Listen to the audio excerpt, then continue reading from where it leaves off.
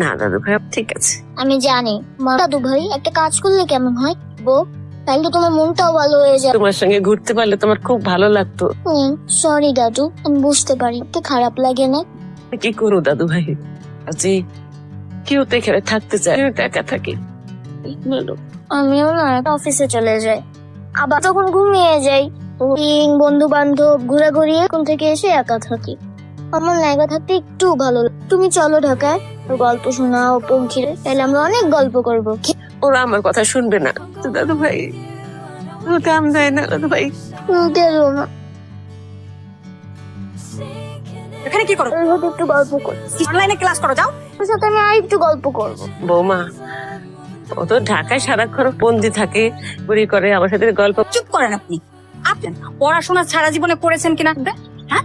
আর খারাপ করবেন। এই